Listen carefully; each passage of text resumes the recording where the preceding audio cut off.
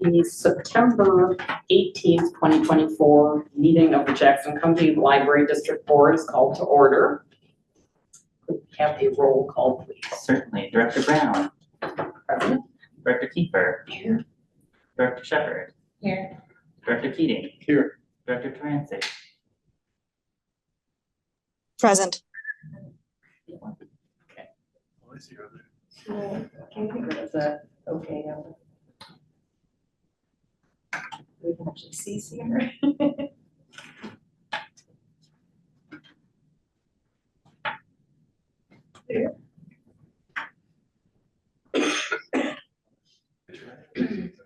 Great, thank you. In motion. Yeah. Yes, Marta is joining us from the Denver International Airport. Oh. So a true jet setter here Yeah. today. And I will soon turn off my video to conserve bandwidth, just to make sure I can hear you well. Thank you so much. Okay, thank you. Okay, so please join me in thought as I read the JCLS land acknowledgement. Jackson County Library Services acknowledges that its libraries are located within the traditional lands of the Cow Creek Band of Umpqua Tribe of Indians and the Modoc Nation, as well as the Shasta, Takelma, and Lakawa people, whose descendants are now identified as members of the Confederated Tribes of Siletz Indians and the Confederated Tribes of Grand Ronde. We take this moment to recognize the indigenous peoples whose traditional lands are where residents of Jackson County live today. JCLS is committed to fostering understanding, deep respect, and honor for indigenous people, and we encourage you to learn more about the land you reside on. For more information, go to jcls.org/land.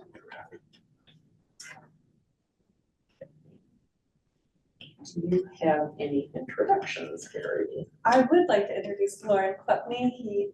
They are in our HR department and graciously are filling in with Val's departure as our executive assistant while we are recruiting for a new one. Thank you, and thank you. No problem. Thank you. I didn't get to the name, I'm sorry. Lauren. Lauren. We'll do our best. If you need something from us, Appreciate it. yell and we'll try and be clearer. Okay, so we do have a proclamation today. Go ahead and read that. It's, yes, it is a little bit on the long side, but before the Jackson County Library District Board, in the matter of proclaiming September 22nd through 28th, 2024 as Banned Books Week. Whereas the freedom to read is essential to our democracy and reading is among our greatest freedoms. And whereas privacy is essential to the exercise of that freedom, and the right to privacy is the right to open inquiry without having the subject of one's interest examined or scrutinized by others. And whereas the freedom to read is protected by our Constitution, and whereas some individuals, groups, and public authorities work to remove or limit access to reading materials, to censor contact in schools, and to purge libraries of materials reflecting the diversity of society. And whereas both governmental intimidation and the fear of censorship cause authors who seek to avoid controversy to practice self-censorship, thus limiting our access to new ideas, and whereas intellectual freedom is essential to the preservation of a free society and a creative culture. And whereas conformity limits the range and variety of inquiry and expression on which our democracy and our culture depend, and whereas the American Library Association's Banned Books Week, celebrating the freedom to read, is observed during the last week of September each year as a reminder to Americans not to take their precious freedom for granted. And whereas Banned Books Week celebrates the freedom to choose or the freedom to express one's opinion, even if that opinion might be considered unorthodox or unpopular, and stresses the importance of ensuring the availability of those unorthodox or unpopular viewpoints to all who wish to read them. Now therefore be it resolved that the Jackson County Library District Board celebrates the American Library Association's Banned Books Week, September 22nd through 28th, 2024. And be it further resolved that the Jackson County Library District Board encourages all libraries and bookstores to acquire and make available materials representative of all the people in our society. And be it further resolved that the Jackson County Library District encourages free people to read freely now and forever. Dated this 18th day of September, 2024. So does a copy of this need to be signed? Okay. Whatever point.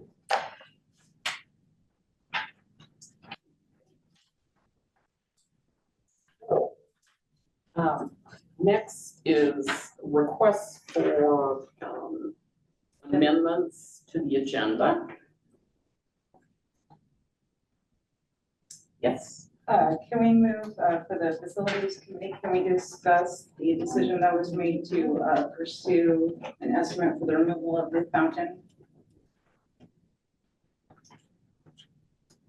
I mean, it probably doesn't need to be, So you want to move it to a. the a business report item? probably doesn't, yeah, we can, Yeah, and we I could just- move a business item to new business and That would work. not necessarily a whole committee report, but that will be added under new business. Any other requests for movement or addition to the agenda? Okay. The only item on the consent agenda are the minutes from the last board meeting. Any need to move those for discussion, or otherwise I would entertain a motion to approve the consent agenda. This is Marta. I move to approve the consent agenda. Second. Thank you. Okay, and I'm going to start practicing some of our meeting decorum right now. So I will repeat that we have a motion made by Martha Torensky and a second made by Susan Kiefer to approve the consent agenda. Since this is an uncomplicated decision, a voice vote I think is fine. All in favor, say aye or raise your hand. Whichever. Aye. Okay, thank you. Okay. The motion passed. Okay, so next on the agenda are oral requests and communications from the audience. Comments will be limited to 3 minutes per individual and shall be limited to comments on non-agenda items or on agenda items that do not otherwise provide for public comment. The board will listen to all comments, but will not respond during the meeting. So do we have, okay. Thank you. Okay. We have one person signed up to speak, and that is Cal. So before I start, can I sit kind of at an angle? Does that work? Sure. So other people can hear me. Okay, thank you.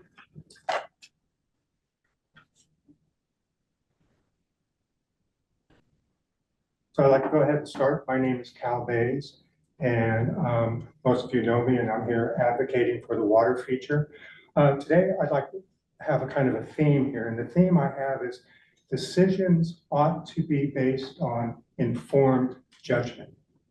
I'm going to jump around too a little bit, all through this 3 minutes. I've got over 100 signatures now that are people who have signed up for this, saying they would like to see the water feature. So I have this out here, and this is something I think we have to pay attention to. Next thing I want to talk about is in the board's norms, it says that the board represents others and acts on their behalf.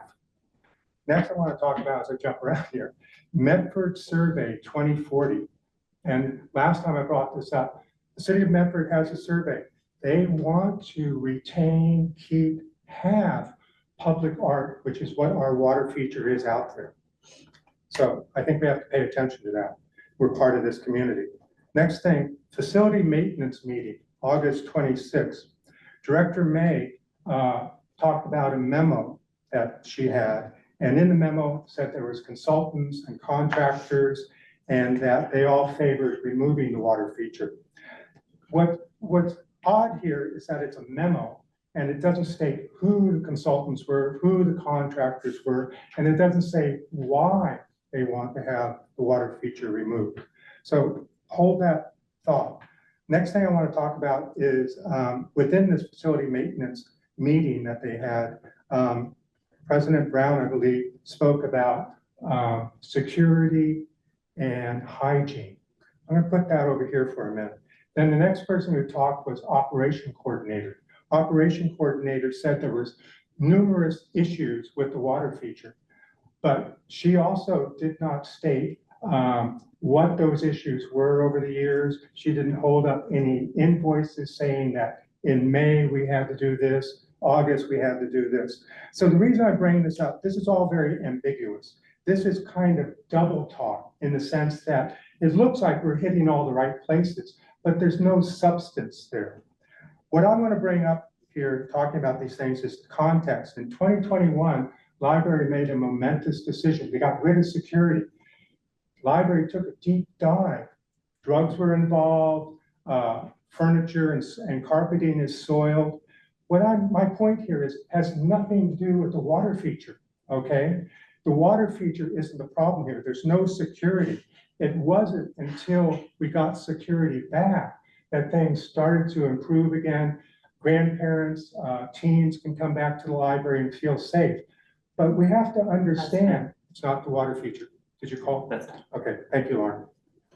Thanks for the consideration.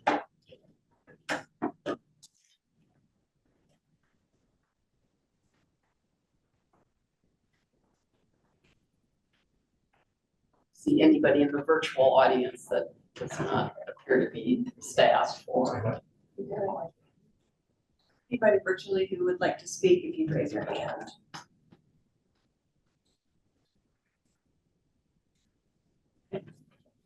Thank you. Okay.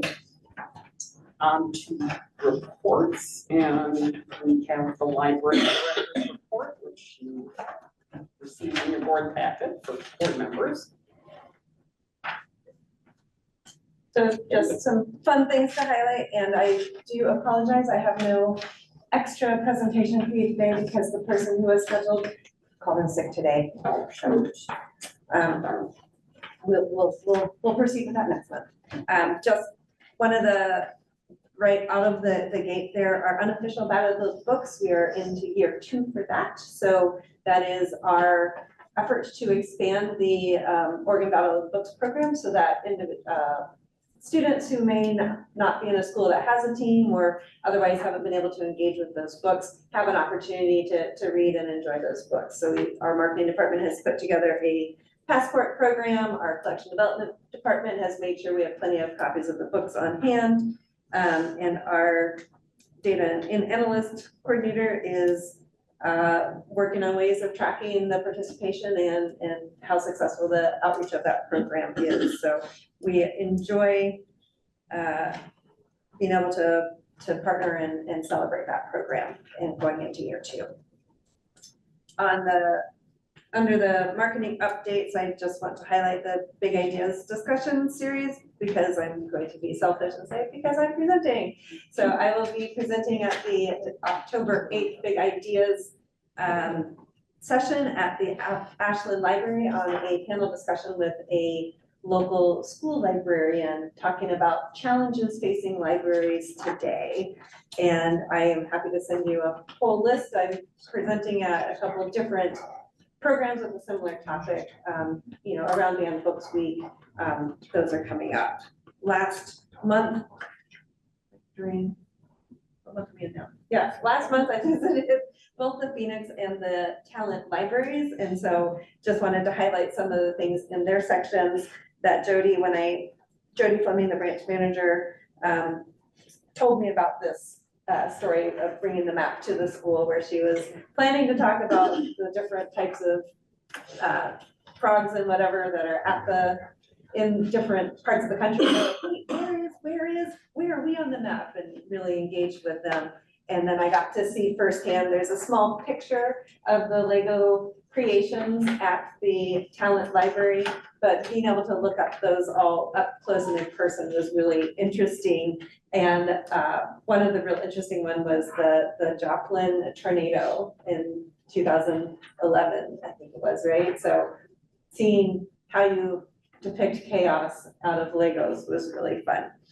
And then in the Gold Hill Library, another branch I visited this past month, Julie Doty, the branch manager there, also shared the story about the boy who had made it his goal to try to read all of the 50 state books over the summer.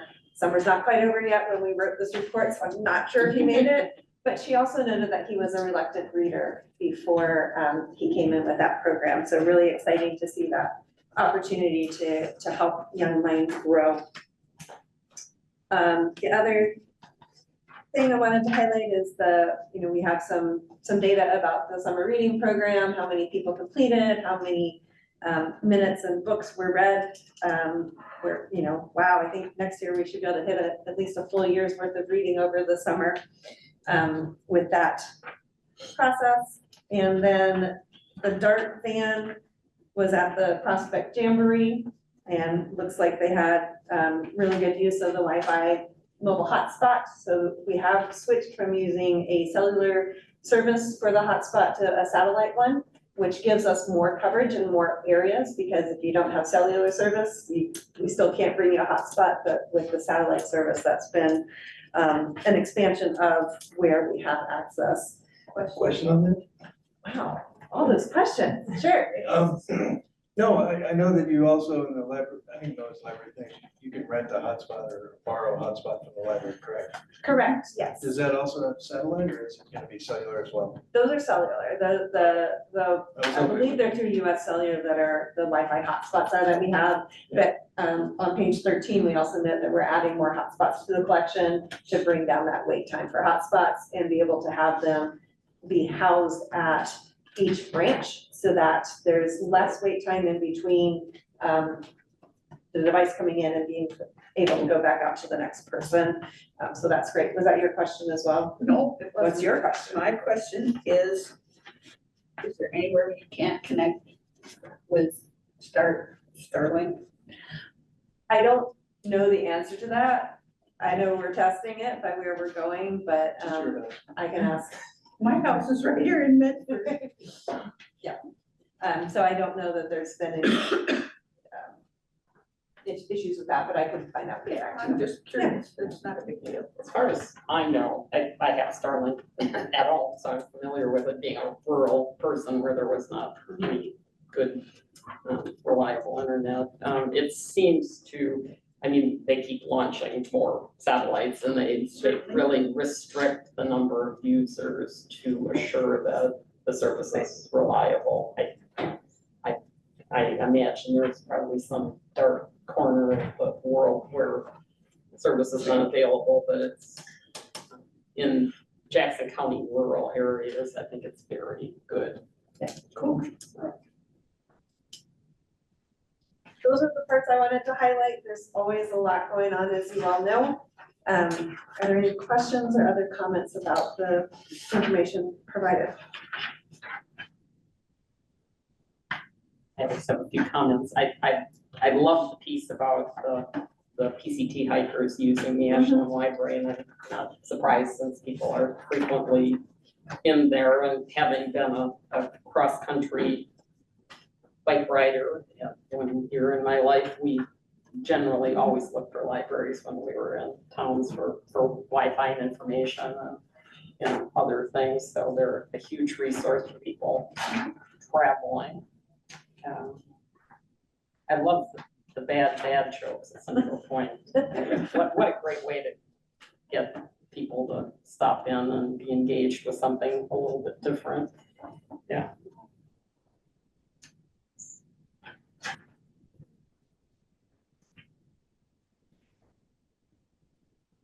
Those were the one, just kind of a strange personal thing, the tornado that hit Joplin, Missouri in 2011. I was bicycling across the country and we were in Joplin, Missouri in 2011, about 2 weeks after the tornado went through. And it was incredibly awful. So it brought back memories for sure. That was the year, definitely. I don't know, they probably have a little wrecked bike in the. Right. Do you know how many kids showed up for the financial literacy program? I don't, I know we have that information, I just don't know how many there are. Yeah, curious.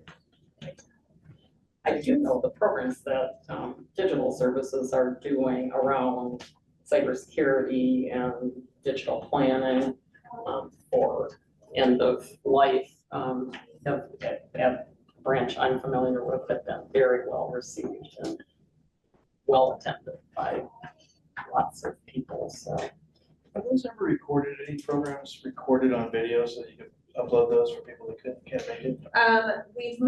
We've moved away from that, so we did some hybrid programming during closures and the pandemic, but as we've gone back to in-person programming, we have not been recording those, except for with our Windows and Time series when we have it here at the Medford branch. We do record that and we live broadcast it as well as post that on our YouTube channel. Our program optimization task force is evaluating our programs right now. And, that could be a question that comes up, or, if we're planning to do a patron survey, a public survey as well. What types of programs are you looking for? And if that feedback comes back to us, it's something we may consider in the future.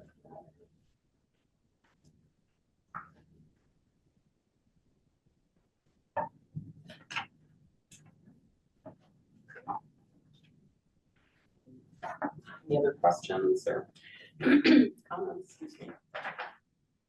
Okay. Okay, there's Jenny.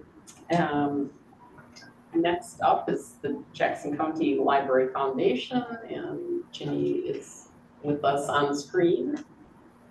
Hi, everybody. Good to see you. I think the highlight this month is to let you know that we received a generous bequest for the Butte Falls Library of nearly $100,000, and fundraising continues to move forward. We're so far doing quite well for this period of time, which is a little bit slower in the fundraising season, as you might imagine. And we're excited to participate with the library next week with the Jonathan Evison event, having him join us at the library. And then we're also featuring a donor event with him, an invitation. It's a library director's book club, if you will.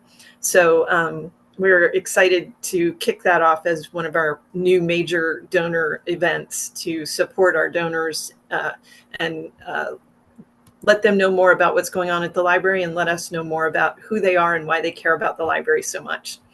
Dolly Parton Imagination Library Steering Committee continues to meet, and I got to meet earlier this month Kaylee Crystal, who is the Oregon Community Engagement Coordinator. She'll be joining us tomorrow for our steering committee meeting, and we'll get to know more about how the state of Oregon intends to support these efforts for registration and for helping. Well, we know that they're helping to finance already. We already know how they're doing that, but more of how they're going to support the entire state and how we can get to that 65% statewide of registration so that we can bring Dolly here. So there's lots of exciting, fun stuff going on. Is there anything I can answer for anyone? Any questions? What percentage of kids in Jackson County are registered? Marta? Oh, sorry. Marta has a question, I think. Ditto, that was my question about how to reach that percentage. Thank you. Oh, well, I think that's one of the things we have to discuss is there are, I think, at least three, I don't even think it's full counties, but three places that don't have it in existence right now. Like they don't have it in their communities. And so one of the discussions at the last meeting that was had was that they'll be helping. They're fairly new to their job, just so you know, only been there a few months. So one of their plans is to help support, bring it to those communities specifically, and then help the rest of us. One of the questions I expect we'll be talking to them about tomorrow is how they intend to support us. We have 4,000 registrants, which we hit really quickly in our first year. And we want to find that next tier of folks and make sure that they know about this program and how they can participate in it. So. And to answer your question, Susan, with about 4,000 registered, we estimate, or census estimate is that we have around 11,000 0 to 5 kiddos in Jackson County. So we're at around 35 to 40%. We got work to do. We do. All right. It seems like one of the challenges is the constant People aging keep out. turning 5. Yeah. Whatever. But on the other I believe we've already graduated 900 yeah. kids.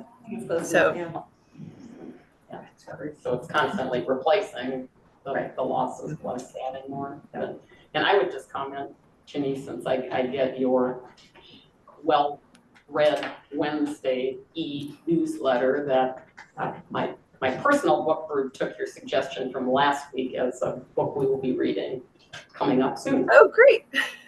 How exciting. Nickel and dined. Wonderful. Well, feel free to post on the Facebook page if you think about it and let me know if you choose any of the beverages too. Oh, yeah. I've done that already, but thank you. Oh, good. That's exciting. Great. And I don't know if now's the right place to put this, but since Jenny mentioned the pollinator garden and moving forward with that, we have received some grants, or Foundation has received some grants for the pollinator garden.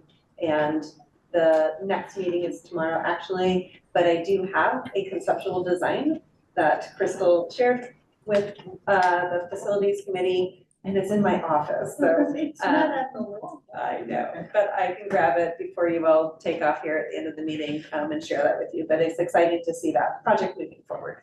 We saw that at the foundation board meeting yesterday, and it's really cool.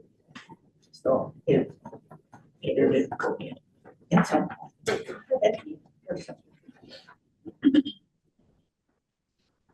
Thank you, Jenny. Okay, so we have no unfinished business and new business.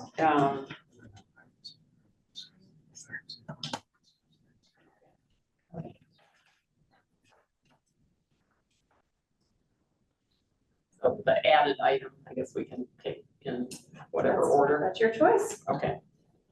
Okay, so we have added an item in new business, have one existing item there.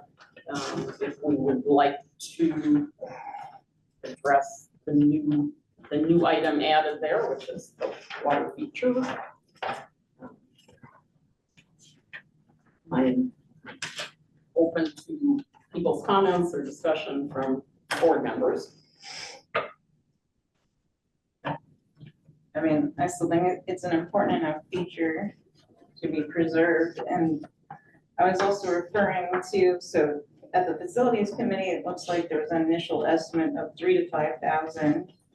That seems pretty reasonable to fix the waterfall, especially when in the finance committee meeting, it was kind of thrown out there that 5,000 is not that much money compared to our whole budget. So I don't really understand why we wouldn't want to make that investment in our water feature.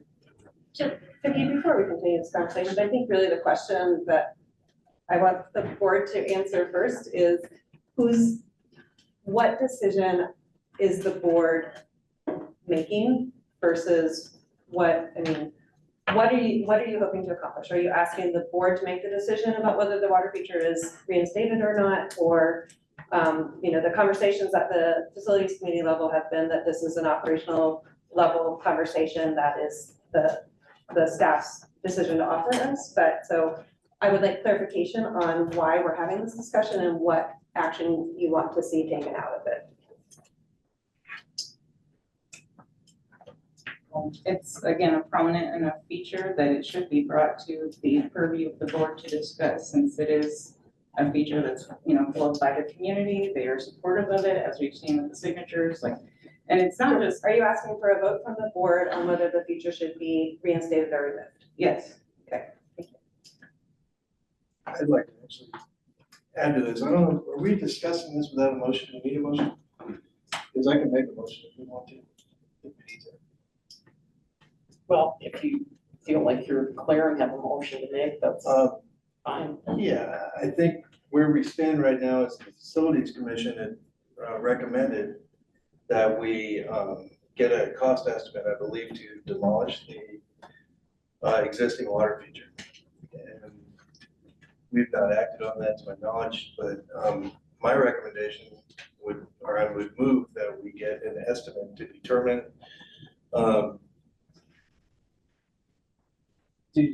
the state of repair of it, how much it would cost to repair it if we wanted to. And then that, paired up with a cost to demolish it would give us a lot more information. And would be just a normal way of going forward. I was looking up some things, and there is a board policy that kind of is appropriate here. So I'm sorry, that was a really long and winded motion. So what is the? My motion is, all right, clearly, my motion is that we obtain a cost estimate before any demolition takes place. Cost estimate to determine the cost of repair of the feature. In a nutshell, that's it. Yeah, second. Second. So now we Okay. can discuss. Okay.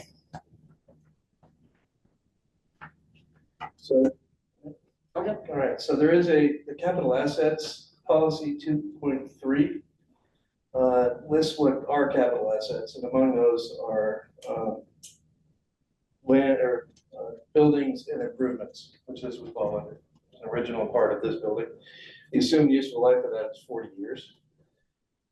And in section 7, the district will attempt to retain capital assets until the end of their expected useful life, or they become obsolete or unrepairable. We don't have any kind of evidence that it is unrepairable. And so without an estimate, we can't do that. And I think we'd be violating policy to remove it without a determination that it is unrepairable.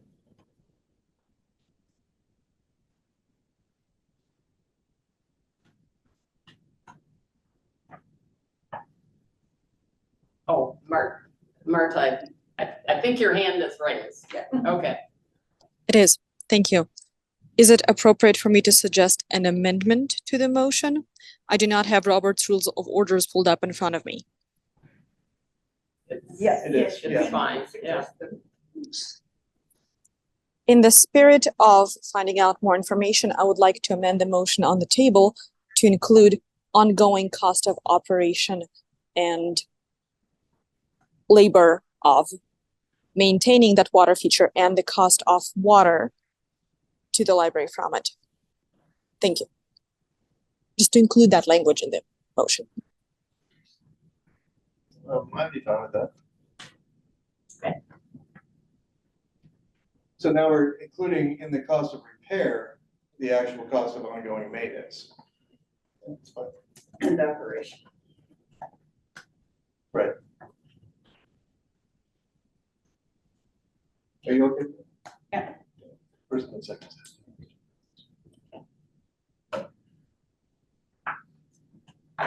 Any additional discussion, questions?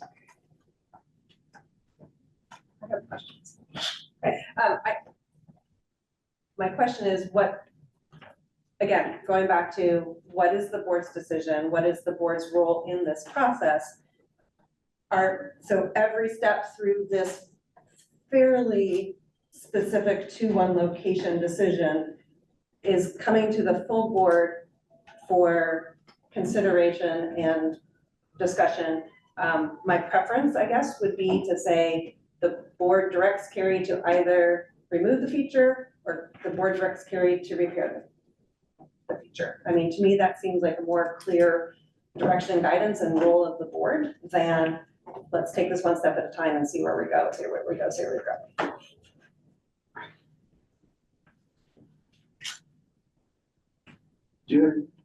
I'd respond to that and say, if the board is going to vote on whether to keep the feature or remove it, I would like to know what it would cost to fix it. I mean, I don't think it's inappropriate to get more information before we make that vote.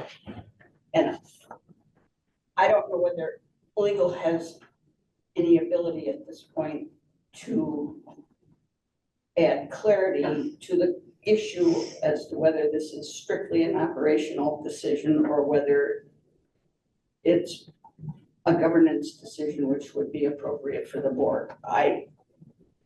It does sound like well, it sounds to me like what Kevin found in the policies is that it's not necessarily inappropriate for the board to weigh in. But I don't know if you have. I have not reviewed all of the board's policies. I certainly don't know them off the top of my head to speak to that one way or the other. It does seem to me though that if the board is in agreement on wanting something more information, I don't know how that could violate policy. But again, I'm not talking about board policy now. I'm talking about legality. And because the board's purview and authority is for governance, and the library staff is in charge of operations. And I've had some questions in the past about where that line falls. And we've had training from SDAO, but it doesn't get into this kind of nitty-gritty, I don't think. So I'm not sure about where I think the answer is. well, I'm happy to look into that further and provide an answer, but I don't want to speak out of hand, not having reviewed, That's fair. the law on this or. That's fine. That's why I asked you if you were able. Yes, I can look into that. Well, I don't. Other people would join me in that request or not. Was your request different or additional to what I asked? Or what the motion says? Yes, it doesn't relate to the motion, really. It relates to whose decision Scope is of it? authority. Kevin, did you have something else on that? Yeah, just again, to avoid what I want, I guess, what I'm trying to get at here is to avoid making a mistake that would be more costly than simply finding out that a repair could be done if we had a qualified inspector look at it. And then, we could save the library district quite a bit of money and then better adhere to our own capital asset policy. That's where I'm coming from on this. As you probably know. So I can tell you what information I have. I mean, getting a cost estimate in either direction is going to cost money to get the estimate, because in both cases, determining how it needs to be removed or how it needs to be repaired involves peeling back the layers of an onion, as Ryan DeSalto from the county explained at our facilities committee meeting. So until you know what's wrong or what other damage has been done in order to remove it or to repair it, additional work would have to be done in either direction.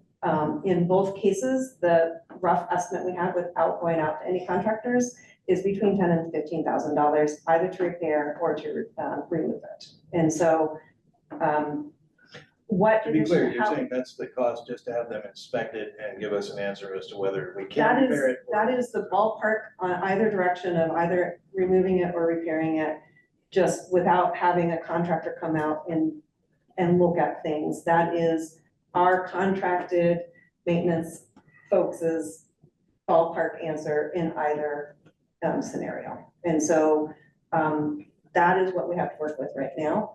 I have reached out to the architect at FFA who installed the water feature in conjunction with the art installation and said, you know, we've been working with this. I explained the background of issues that we've had over the years with keeping the water feature running, and that in the most recent time when we went to turn it on, the water box or the box itself where the connections happen has been flooded and can't say that word, damage. And, you know, just gave him that context. So I didn't go into that much detail, excuse me. I just said, we've determined that it's not, you know, able to be fixed. And, you know, he reached back out and said that he was involved with the planning of the library, understands that, what did he say? Excuse me, and I can provide you with copies of this. He said that getting the water bills to support the design theme of the project, the interface with other artworks and to work properly was a big challenge at the time of construction. And it was great to see it all working together on the grand opening day. I understand the need to make a change when something isn't working has become a burden. I am happy to provide any drawings that might help support any efforts to remove the water feature. And then he also offered that if there was a way to incorporate the framework of the water feature with an updated art installation that would still honor the effect they were trying to make, he'd be happy to try to work with us on that. So, you know, I guess my feeling through all this process is that we have done a lot of research to try to determine what the best step forward with this is. And that we have consulted with our experts both on our staff and through the county maintenance that we work with. We have tried multiple times over the last 6 years that I've been here to get that feature fully operational again. And with all of that time invested, we really truly feel, in our expert opinion, and not just you know, a whimsical, we decided one day to remove the water feature. And as you all know, we've been talking about this for over 2 years now, that this is a well-researched, well thought out process that we've gone through to bring forward to the facilities committee the recommendation that it be removed. And that's all the information I have at this point. If the motion passes and you would like us to get the cost estimates for both the removal and the repair, then that is what we'll do. So in just distinguishing the roles of the board versus the facilities committee, has the facilities committee made a recommendation to the board to approve or disapprove anything related to this, or is the facilities committee, their decision is independent of the board? So it's been, well, I guess, you know, if you look at the minutes from the facilities committee that are included on the board packet, it's the discussion. They get reported back to the board, and there are board members that participate on the committee, so there are 2 board members. It doesn't bind present. us in any way. Basically, we can decide what we want to do when we get the information from the committee. It's my understanding. So usually if there's an action taken by the board, a recommendation would come from the committee, but this has all been in the informational conversations with the board committees, I guess, Okay, to answer your question on that one. and so their recommendation has been to get an estimate to remove, Correct. and then the board approves that recommendation or does not approve that recommendation? Is that my understanding? The committee is giving that recommendation or direction to staff. It's Oh, not- to staff, not to the board, okay. Thank you. I thought they advise us, not direct staff to do anything in the policy committee or in any committee for that. What do you think? I feel like, I mean, I will confess, we have certainly muddied the waters on this one and what we've discussed. And, but in the same way that the facilities committee reviewed the landscape RFP, the board doesn't have to approve that, but we're getting input from committee members in the next steps that staff is taking. So in that same vein, the water feature has been discussed at the facilities committee to keep them informed. And I'd have to go back to the charter and work plan of the facilities committee, but it's to provide some general oversight of building maintenance. And if I understand correctly, it would also require a separate contractor to maintain long-term that Jackson County is. Correct. The county indicated that it would be a separate service contract to maintain the feature.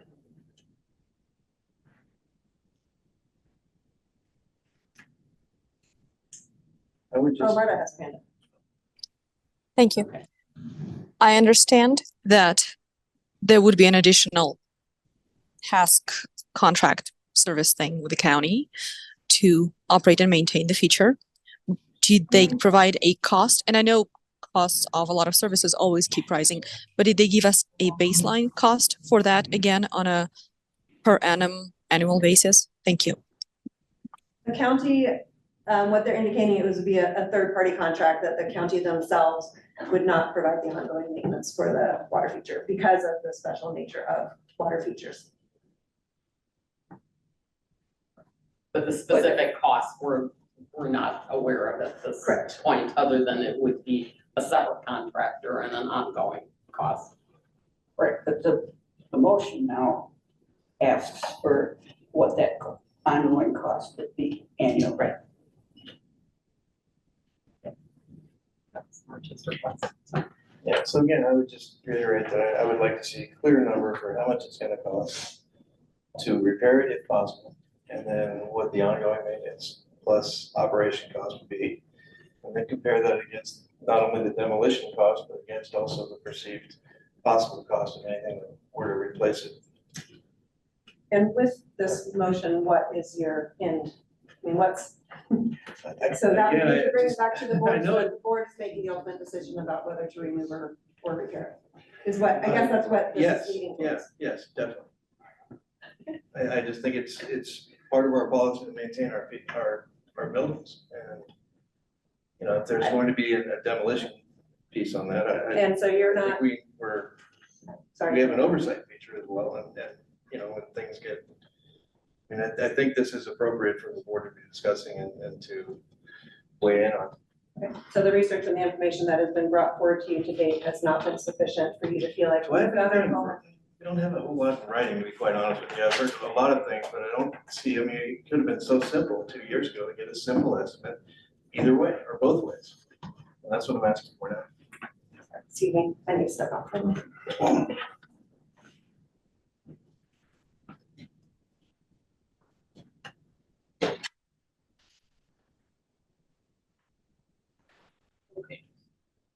So we have a motion and a second.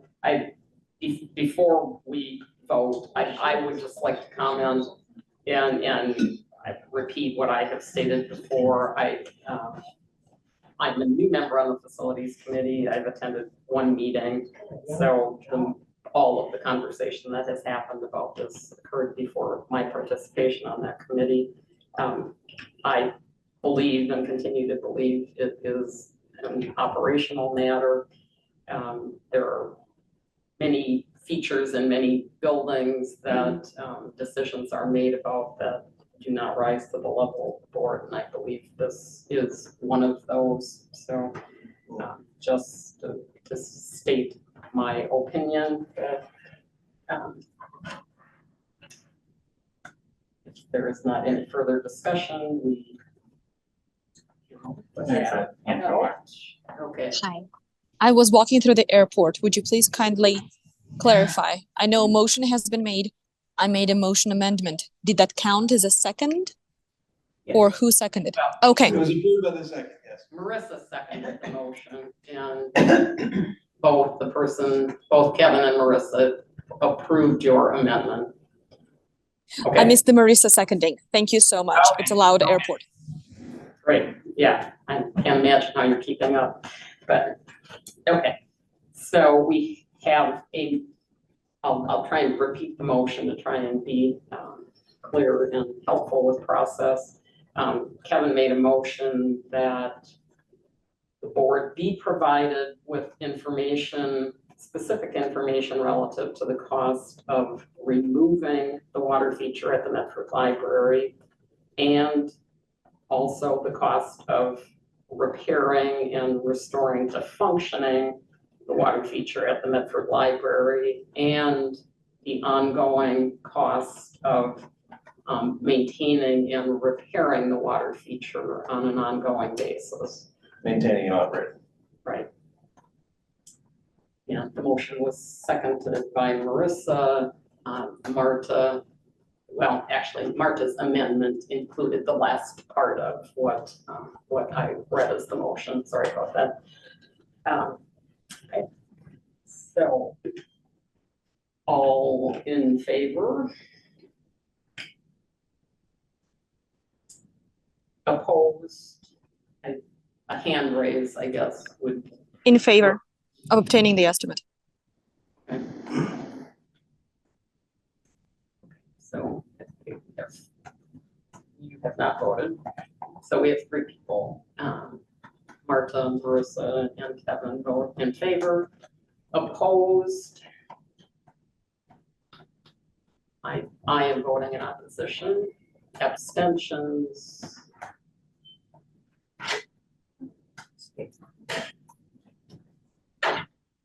And an abstention is supposed to be accompanied by some rationale.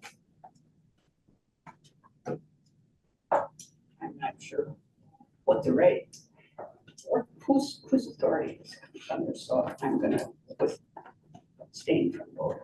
I didn't know I had to provide a rationale. I haven't ever seen that before. Anyway, Well, it's, I think, meeting norms. Just that. it doesn't really, it doesn't change the Yeah. decision. Right. Abstention is from any conflict of interest. All members will vote on this motion. A member abstaining from a vote must state the basis for any conflict of interest or other disqualification. I don't have a conflict of interest. Choosing to abstain. And it won't change the I mean, what decision. else that Either way. disqualify her from? Pretty sure that's okay. You know what to say.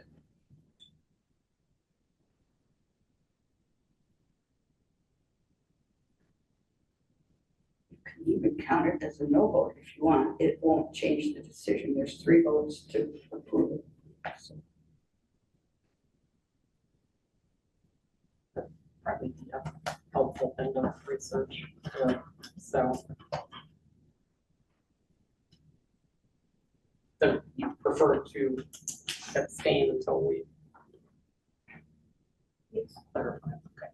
So a no vote from Brown and abstention from Kiefer. Motion passes.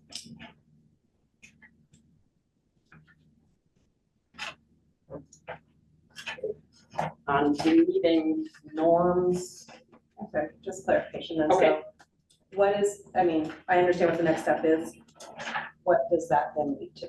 What information do you need brought back to the board and to what next step or end is that, has that decision to make? Just so I'm clear on what I need to bring to you.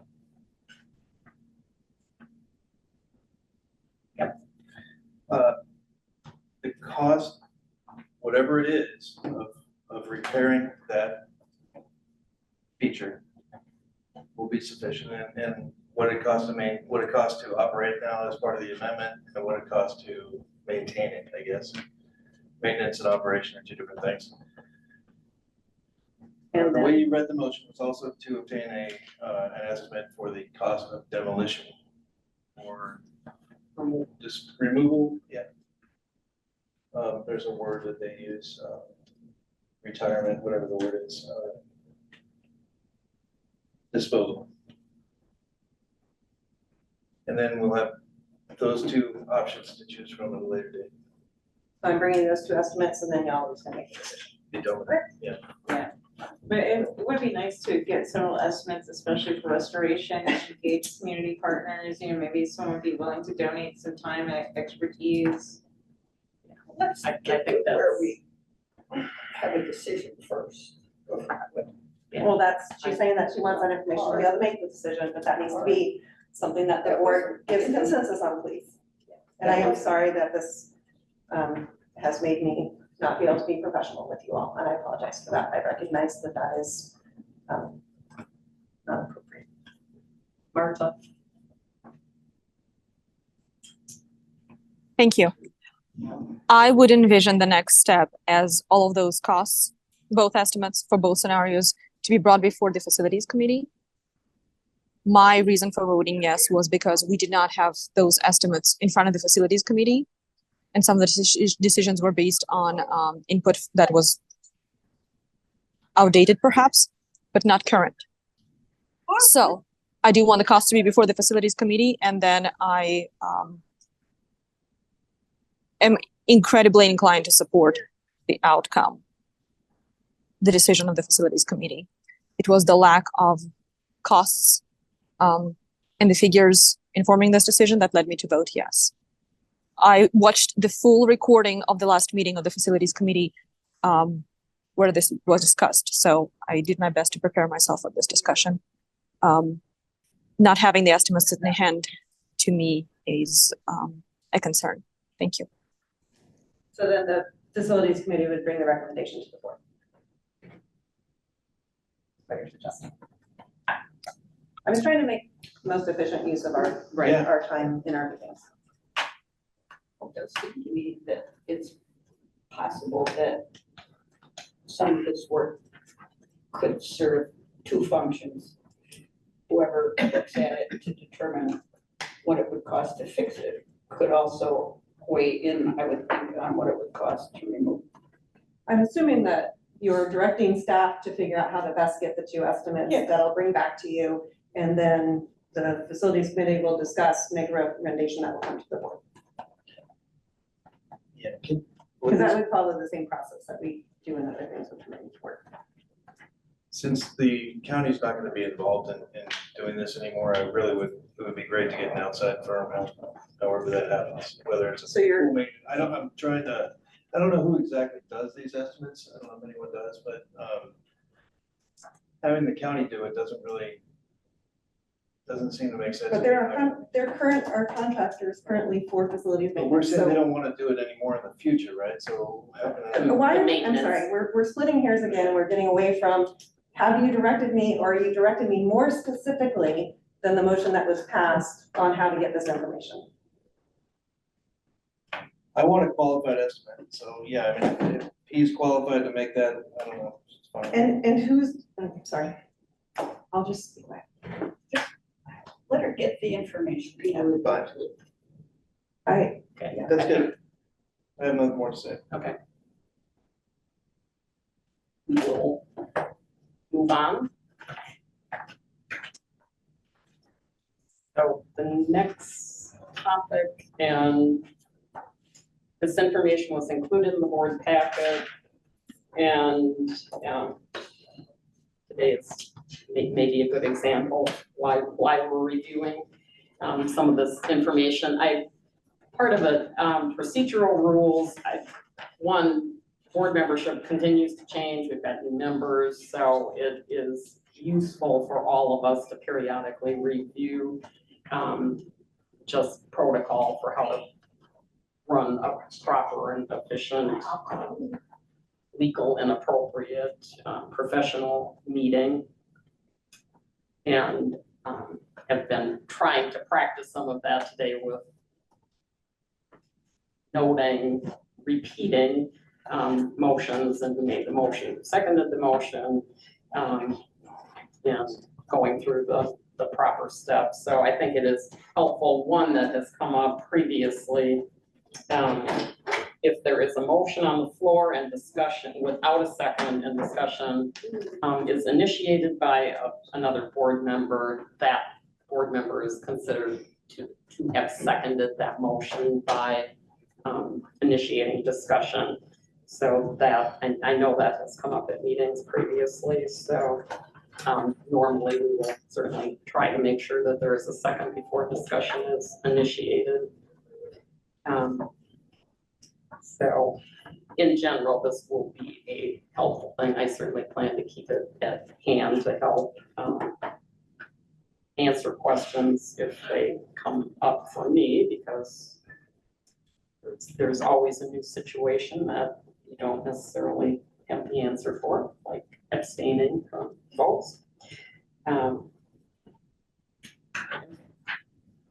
So the next part of this is called order and decorum. And I think outlines for us how we are expected to conduct ourselves at meetings.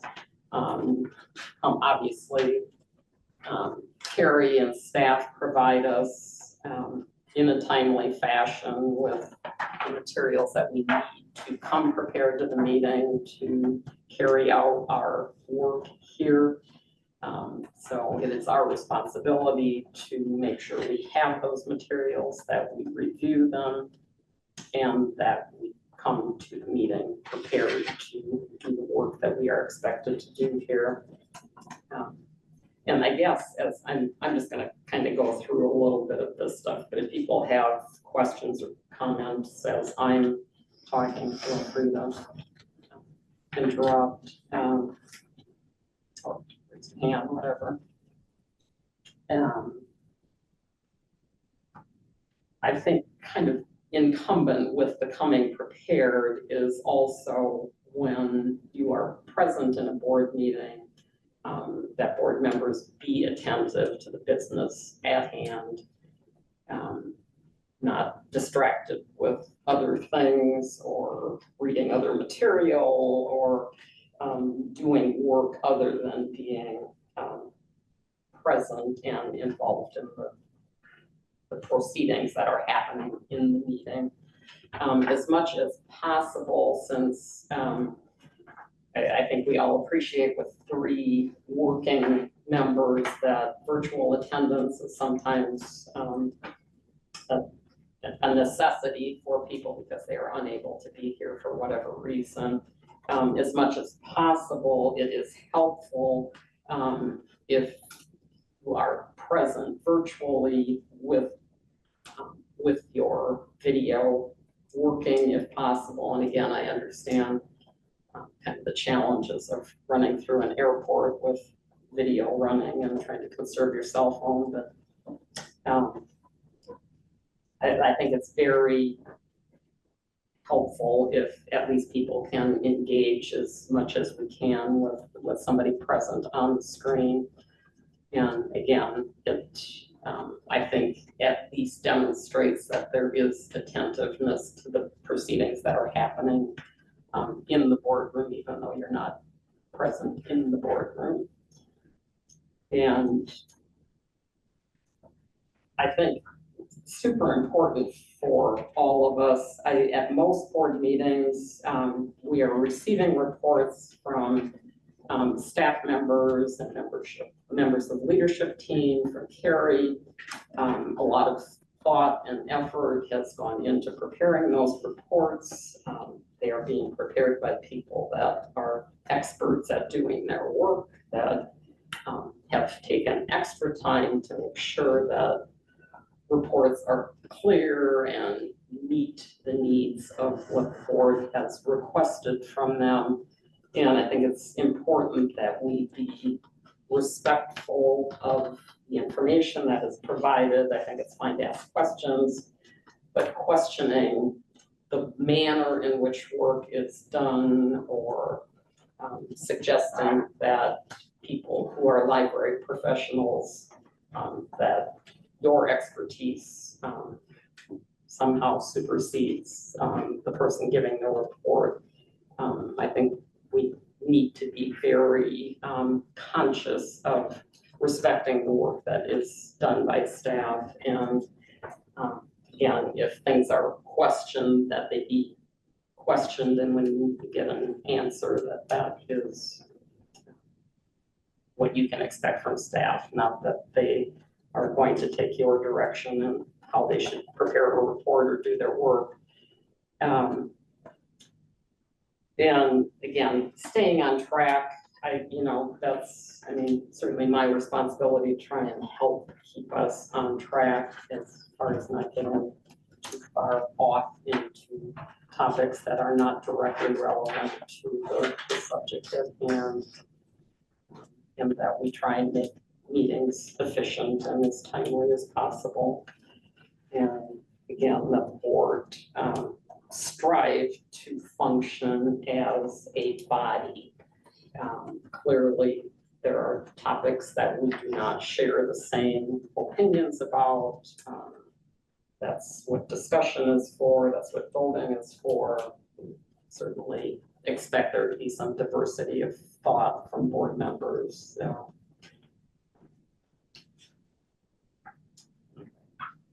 And kind of the last part of this section,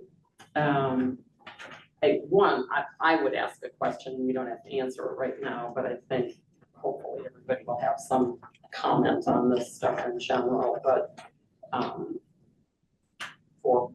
for me in trying to, if I need to communicate or ask a question of a board member outside of a board meeting, it would be helpful for me to know in what manner it is best to communicate that to you. Again, I realize, especially with working people, you have multiple emails to deal with. All of us at least have more than one, but if email's not a good way to communicate and get a reply in a timely manner, it would be helpful to know what that is. I think we've gone over communication with the media. I think in general, that has not, at least not recently, been an issue.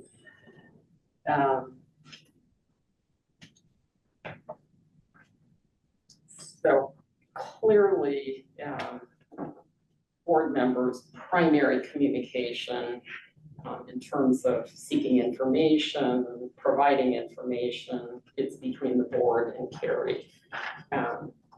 Board members should not be reaching out to individual staff members requesting information. If there is any request for information from staff or the leadership team, that request should come to the whole board, and the whole board be aware and receive the same information if the information is necessary for the board to proceed with whatever decision that information might be relevant to. If staff are not here to provide information for our personal interest or curiosity, they are here to provide us with what information we need to do our work. And even though probably all of us are patrons in branches, most staff recognize that we are board members.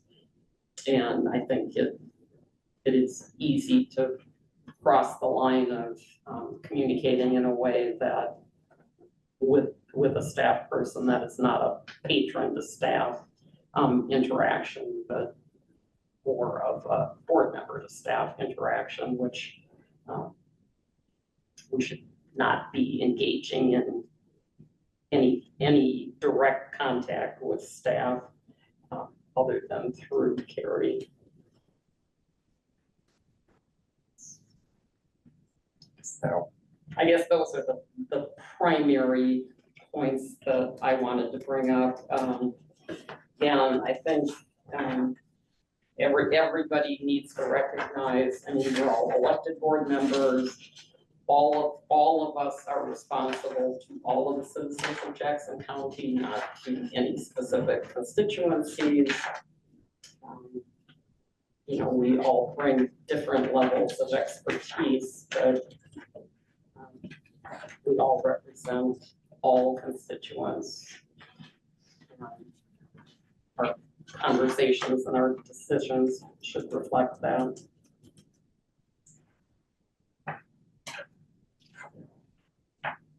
And the 12-point thing, the reading before each meeting, I think is a helpful reminder of how to conduct ourselves in a meeting, just reminders about professionalism and politeness and appreciation.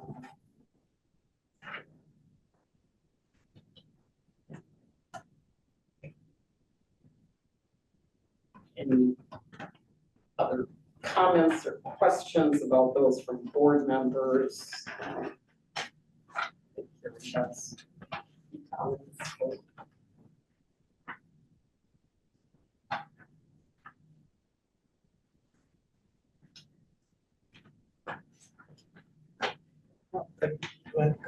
No, I'd like to hear from you first. I thought nobody was gonna go, so the only thing I was gonna say is, just on a point of order, I guess, is there a motion involved with this? And should it be a new business if there is not a motion? I'm unclear on that, so maybe I can go to a legal expert. It's an informed discussion. Is that? I mean, it's listed as new business discussion, so that's Okay. why it's there. Cool.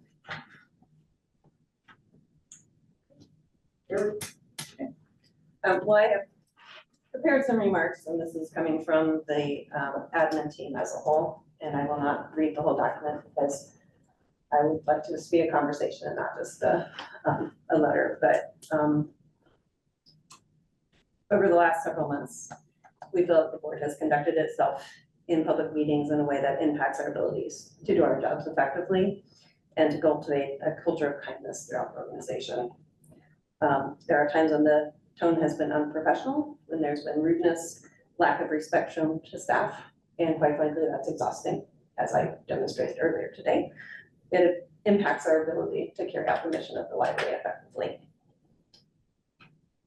We have noticed at board meetings that there is frequently a high level of confusion and dysfunction amongst the board. That sometimes board members seem to push your own agendas and don't work collaboratively with other people on the board. And that has an impact on us as staff and for the information we bring to you. For example, at the August board meeting, and some of you laughed off the fact that you had missed some of the committee meetings. Some of you demonstrated a lackluster desire to be at the meeting, arriving late, leaving early, not showing up in person or on camera if you were remote, sending text messages during the meeting, and asking questions that indicated that you weren't fully prepared for the meeting. We want you to be aware of the impact that your behavior has on us as members of the admin team and how that trickles down to the rest of our staff. We do our best to provide you with sufficient information in the agenda items and in the board packets so that we have informed discussions and meaningful decisions. When we bring you summary reports and try to highlight some of the recent accomplishments, the questions that we receive, rather than helping us celebrate the successes we have, seem to be trying to poke holes and find places where we didn't fully achieve our goals. And again, that's just difficult to prepare for every month and to walk away from every month. As board members, you speak with one voice, and the authority that you have is as a body. And there are times when I feel like with the questions that come in between or the questions that come during meetings, that there's that push-pull between speaking as a body and trying to provide individual direction to me as the director. We assume that the reason why you chose to be on this board is because you believe in the mission of the library and the wonderful services that the library provides. We encourage you to be active library patrons and to be advocates for library activities. In the future, I will speak up if I feel like I'm not being treated with respect and kindness. We all deserve to be respected and to be valued for the professional expertise that we bring to our positions and to this organization, and to be able to do our jobs without that interference from you. Thank you. And I hope that we can move forward productively, but this is really hard.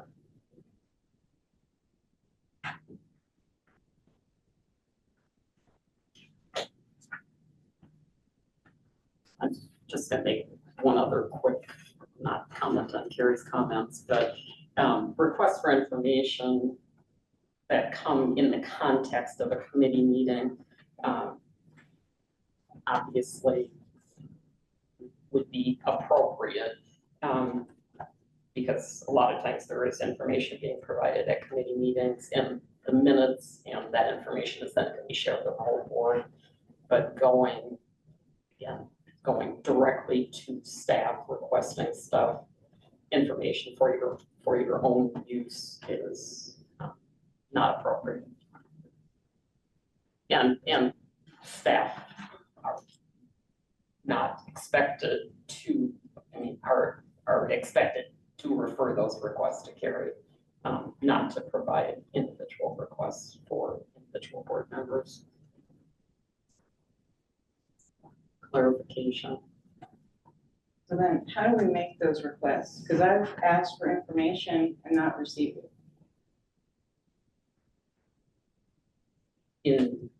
In What email setting? to Carrie May.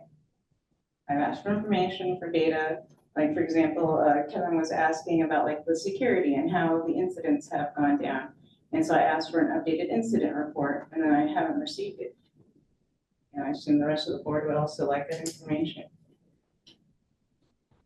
The request for information should be something that comes from the whole board. But so, I mean, I guess, how can the whole board request for information then? Like, do you understand what I'm asking? well, if the discussion happens at a board meeting, then the board would be aware, and if the board feels like we need that information to be able to make a decision. Well, it's not just about decisions, it's about measuring performance. How do we know how we're performing if we never get any information? Because we do get a lot of information, so. So you may feel that way, but I don't. And it's not just curiosity, it's operation and making sure that we're actually getting outcomes, serving our community effectively.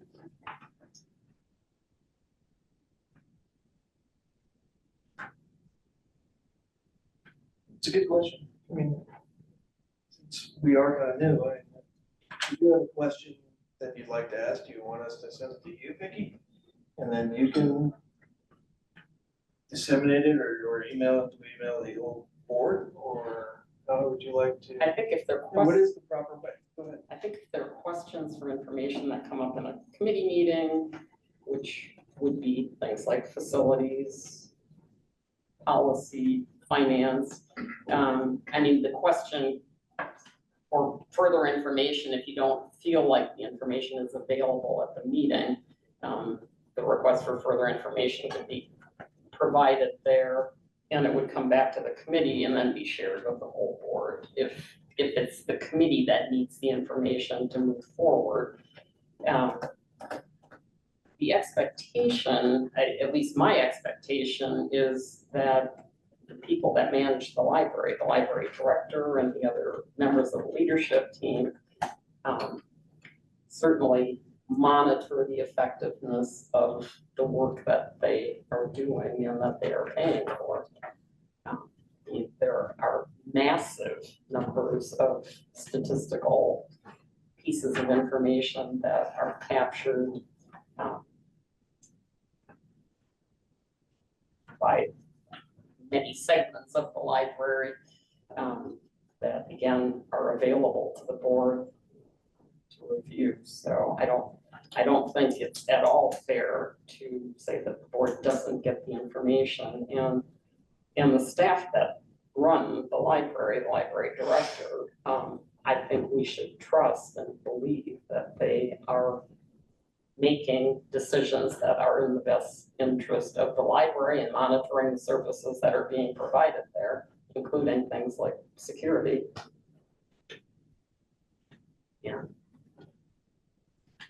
I'm not saying all questions have to be something that's, a negative, but if you were just asking something about the success of a certain program, so that you could be a proper advocate for it, how would that such a question be? In the middle between board meetings, seems like it would be appropriate to email Carrie directly or to email the whole board, and they can ask Carrie and Carrie will respond to the whole board. But, I mean, So, you can't email the whole board, that's right. So let's say we're something like that, I'm trying to advocate for something and like, hey, how many patrons should we have this month for, first class one? Yes, I don't know. I'd like to answer perhaps Marissa's question, to offer two answers to Marissa's question. One is that the request for information, should it come from the whole board? Or if it is a request for information that I have the answers to, I would provide that in accordance with section 8.2 F or E, excuse me, that I would send an email to all of you saying, Marissa requested this information, here you go. The part two of that, I guess, is that right there is an example of where I feel like my expertise as a library director in providing you with a report that says, since security was installed, incident reports have gone down. And you're saying you need the empirical evidence behind that to believe me that that is the right statement. That to me implies a huge level of mistrust that you have with me. And I take huge issue with that you would find that I have a huge level of mistrust because again, I need to see the data. I don't trust anyone else's interpretation of data. Then I can't do my job. Well, Listen, then, honestly, I can't. If that's what the level of detail you need, I can't do my job. And maybe the board can't do their job of oversight, is what you're telling me. Because it's ridiculous. Like in an academic setting, you have to have all your information and present data and present stuff, but yet you're supposed to just tell us? That's not how it works in academia. There's accountability and there's data so that everybody can make their own analysis.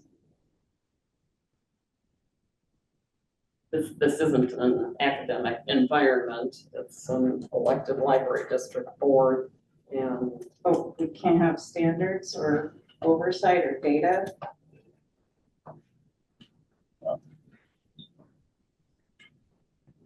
Perhaps one way to go forward from here would be to, when you make general statements like incidents have gone down. You do that based on information that you have. You could, it seems like it wouldn't be that much more work to just add the specifics.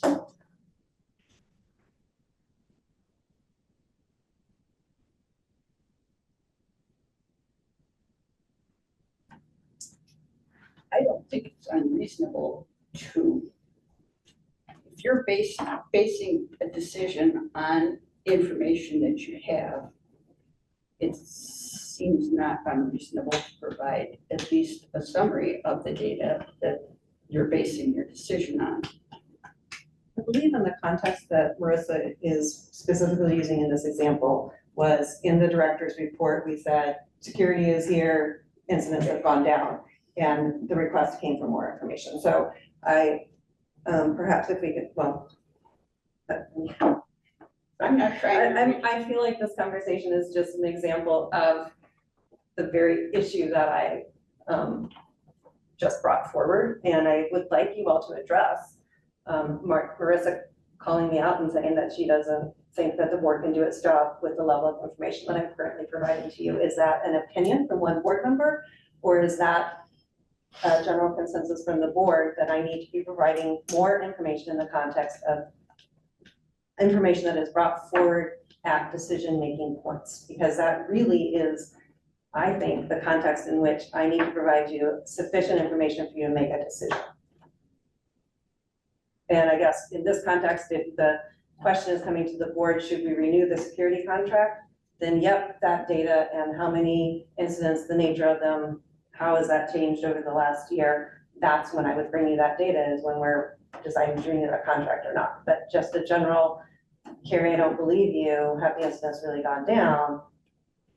Is that the level of belief? Yeah. Okay, excuse me, I apologize for not following my own rules.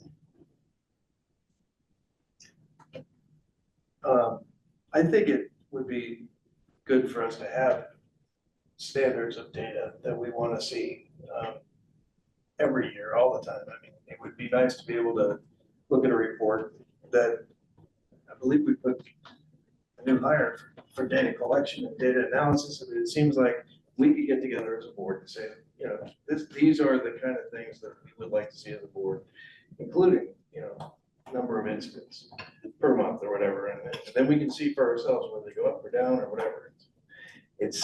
And that's just an example. I'm not sure that would be one of the data points that we would require, but it seems like we as a board should be able to have certain metrics that we would judge our own performance or the library's performance upon. And then it would take we would have to ask questions, I guess. We just wrapped two previous committees together, right? Didn't we have a separate committee for? We have separate data metrics and Yeah. things. Oh, it is, okay, it used to be together and now it's separate. Oh. So Sorry. through the data and metrics committee can have that discussion about what data you want and bring it to the board. And then we could add to it. I think we're getting a little sidetracked from the issues that were brought forward. Marta's been Yep, to take us back, I would like to thank the staff for putting together the letter and bringing examples and specifics. As a board, we can do better.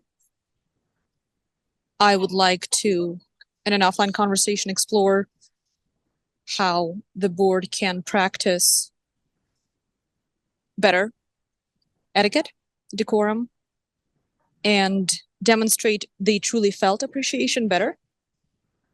So I'd like to explore how we can get together without running amok of quorum issues and whatnot to discuss that. And if it's not possible, then we will practice it going forward in meetings if we cannot meet in between meetings to discuss. Thank you. well, maybe to answer part of the question, I mean, the board can meet as a group, but it would be a public meeting.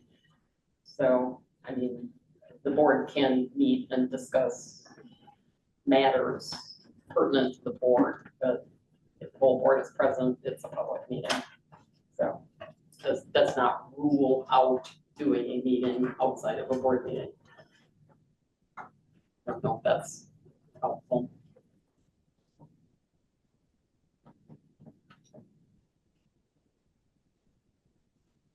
Yeah, a study session might be better for this. It seems a bit. I did not expect there to be this level of discontent with the board. So. Take it back.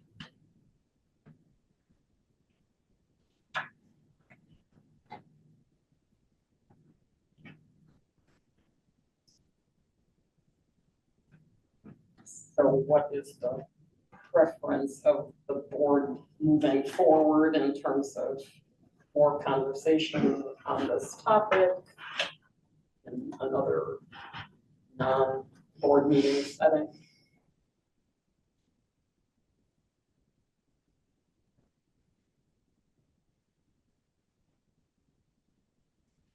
I suggest a study session on this topic. It seems to be relatively important, and I think it's more about communication. I think there must be some errors in communication somewhere, but we all agree on a certain mode of communication and what things that we should feel completely good about asking and not asking. That would hopefully bring us to a better place.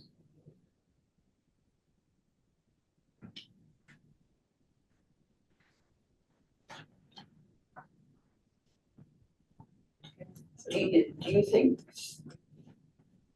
think a study session would be helpful in terms of working through some of these questions, or given the information and request for sort of change in behavior, that we should perhaps just try to implement that and move forward?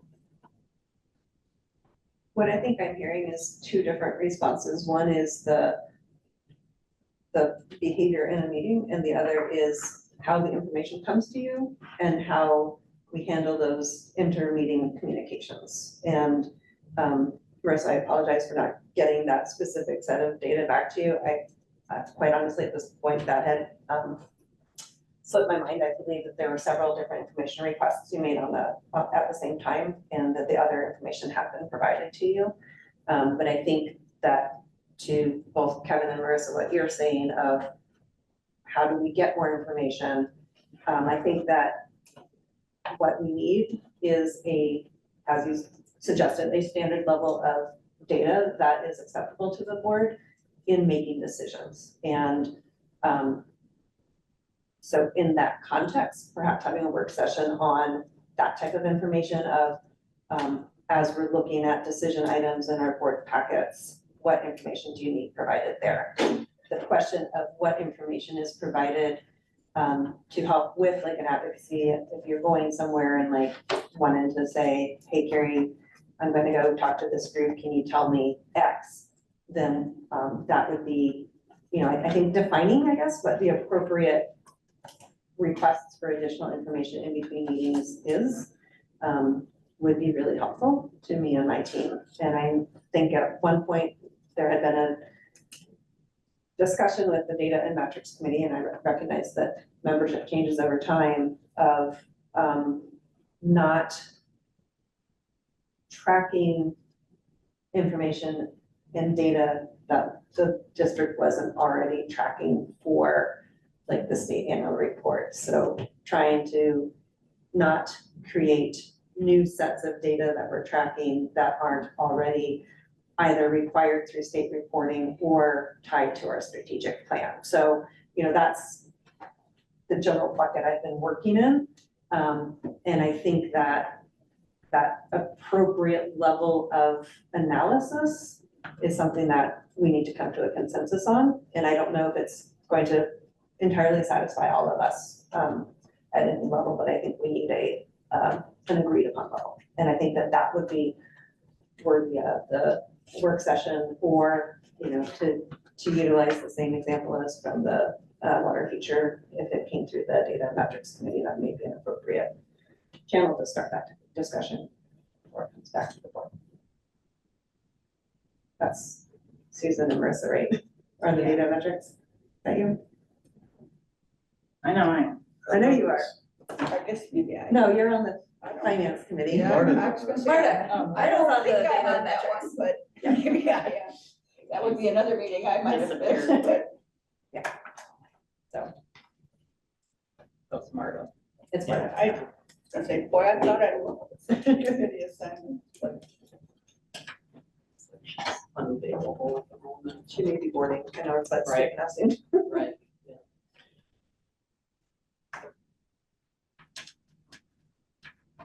And just so, since it was mentioned about me leaving early at 6 p.m. the other meeting, I only miss a meeting if it's something very important, so occasionally that happens.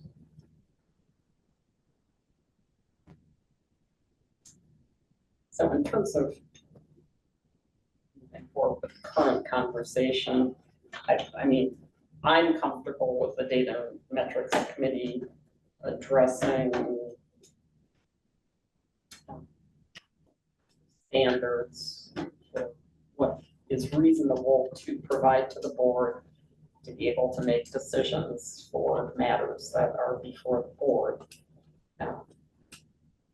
If most board members, okay, Marta's now got her hand, Thumbs up. she's got her thumbs up, okay.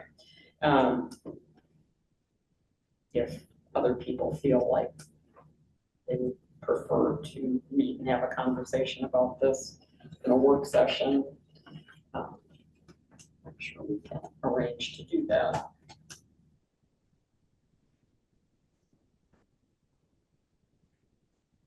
And I will also note that another option is what we did with the last Facilities Committee meeting, which is the next Data and Metrics Committee meeting. I just updated it and can't find it.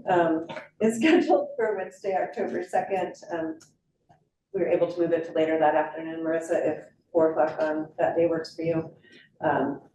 Wednesday, October 2nd would be the Data and Metrics Committee meeting. I'm happy to send you all out an agenda invitation and post that as a public meeting if you want to join that discussion. That'd be good. Okay. That would serve the purpose. Okay. What time? I just need to make myself a note that I'll do that. I will invite you all right after this meeting. It's on Wednesday, October 2nd at 4 p.m.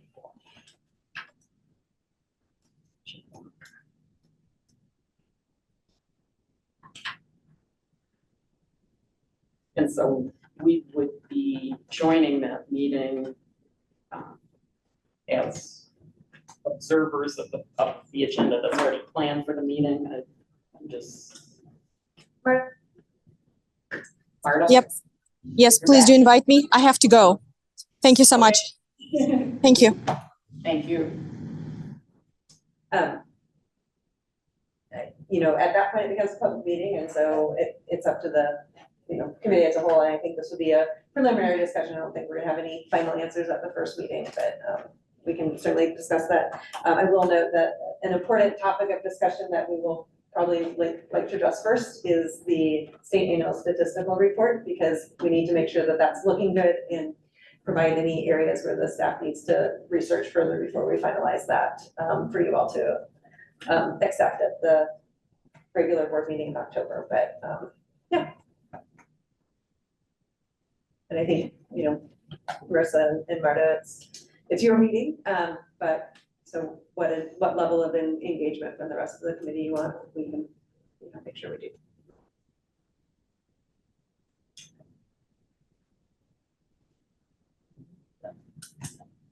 Is that time to work for? Should be. We're being invited, we're not being required. Well, I realize that.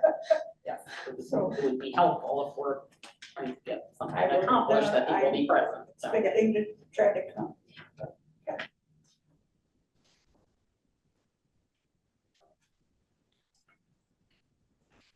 So. It's the evening is very on. Are we okay moving on from this topic?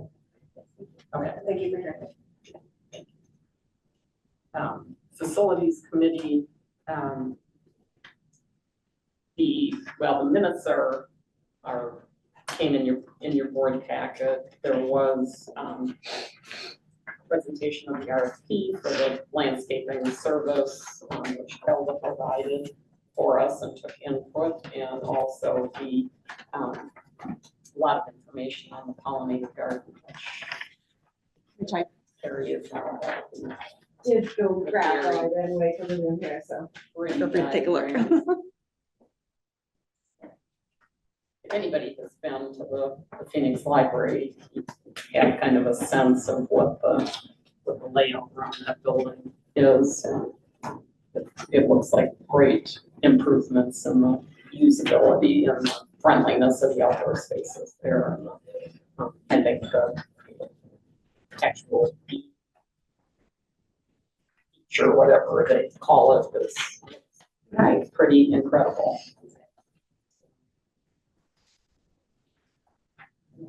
And I will just note that the landscaping RFP has been issued, so the facilities committee did review that, and it has been issued as of a couple days ago.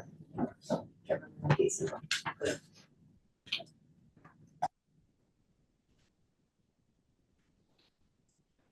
Any, that's all I have to add on facilities.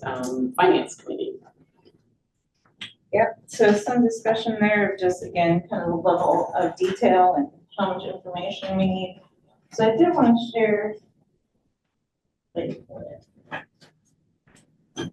because Susan and I were kind of struggling, like, what do we need to see? So I brought out some information. So this is what Tom had shared with me. This is, I think, July of 2023. So this is just an example of everything, you know, shared line by line. And that's kind of nice, honestly. Like, I understand that maybe the whole board does not want this level of detail, but I personally kind of like it having being shared out, just so you know where everything is going, kind of glance over it. I find that useful. It also has information that I think we're asking about, like, how much does it cost these buildings to run? Somewhere in there, I know, is like the electricity. So that's kind of nice. But again, back to kind of big overview of what's kind of needed. And so I think we're still trying to determine that, and like the board to kind of weigh in as well. Do you have a copy of that I have as well? Oh, yeah. It's just the July 2023. It's a just lot to of reports, some of the. Yeah. It's just remember which one it is, thank you. Yeah, just so you can kind of see, again, detail, but, you know, what does the board need?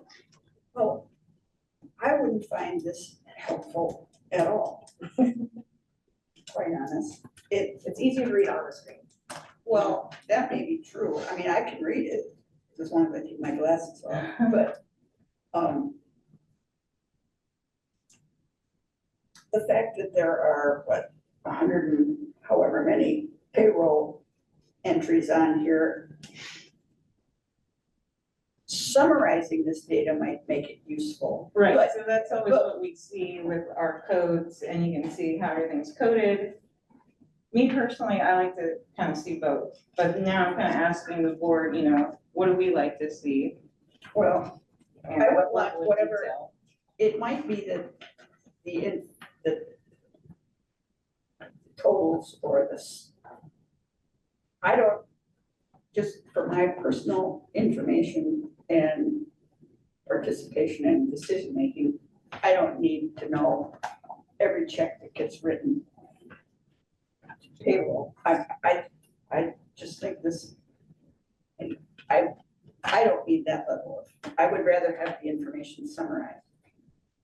But then, do you want things broken down? Because I mean, that's what we were discussing at the meeting, is how detailed do we want everything? Because I think part of our frustration, or at least my frustration, is everything is just one big clump by the end. So you don't know like how much electricity they're using, you know, just to kind of.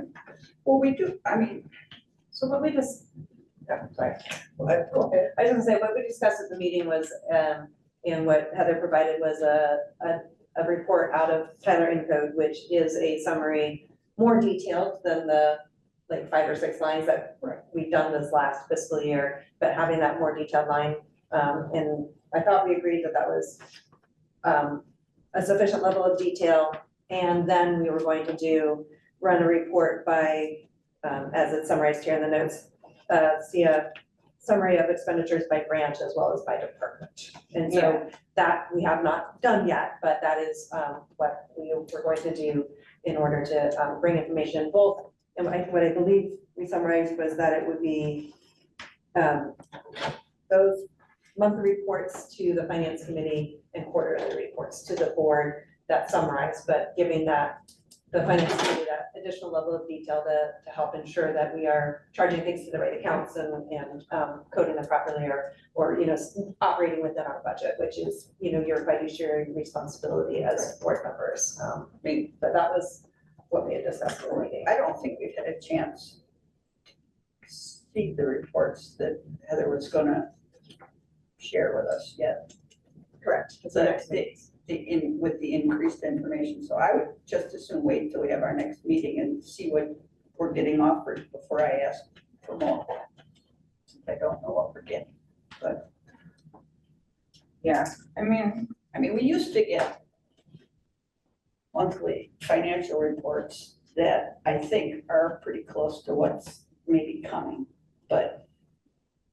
And then we decided at some point that we didn't need all that. But I don't know what's on offer yet, so I'm not prepared to say what more I want or what less I want till I see what's coming. yeah. I mean, I guess other things we talked about is kind of the budget process and how we can have those productive conversations. Something that I was thinking of is, I remember last year roughly, we heard a lot of public comments speaking about audiobooks and kind of that accessibility issue. But then kind of tying around a budget season, it's kind of hard to see that correlation later and kind of really answer, well, are we serving our community effectively? Are we meeting those needs that were kind of brought up, and you know, could we do anything better? So that's kind of what I'm looking for. And again, making sure that the board feels like that they have enough detail in the finances to kind of ascertain that. I like this, I find it interesting, if I have Yeah. access to it, I'd need to see it, not necessarily every month, but it would be not a bad addition. I mean, What would you do with it? You just look at it, it just makes you know. But, I don't know, but what does it tell you? What does it tell you that's useful? what travel expenses are being spent on, I don't know how much we're spending on HP printers, it's. But if we get it It's, if we get as a member of summary the info- budget committee, like we all are, I think it's nice to get some kind of preparation before we get into that meeting. But that's not the kind, well. I mean, I'm just saying I like You can ask for it. whatever information you I want, agree. but I don't think that's helpful. Okay. You I can- think data recycle yours. summarized, I mean, to me, to know.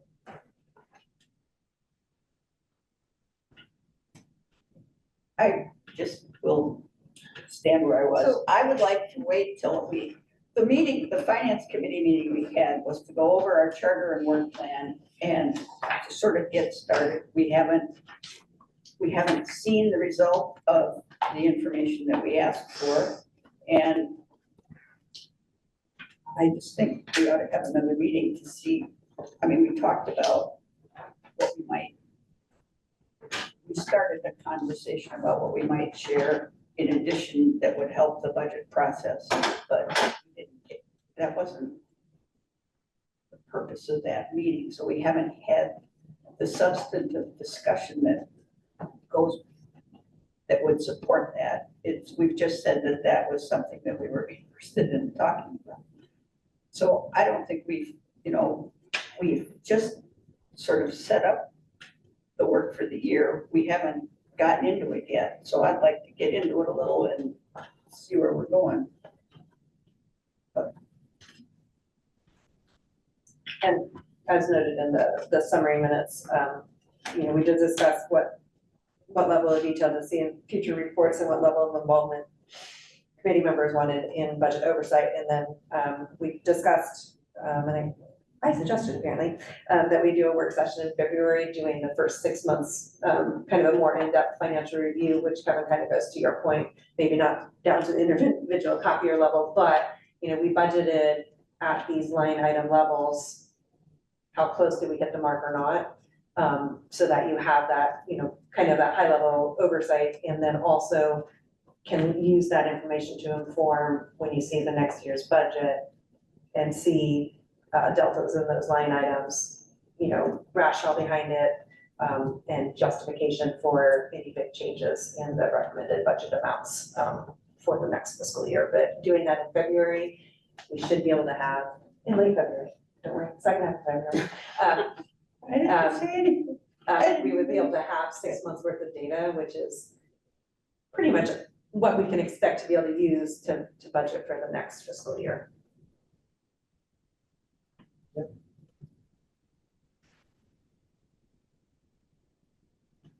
That sounds good, would be really helpful.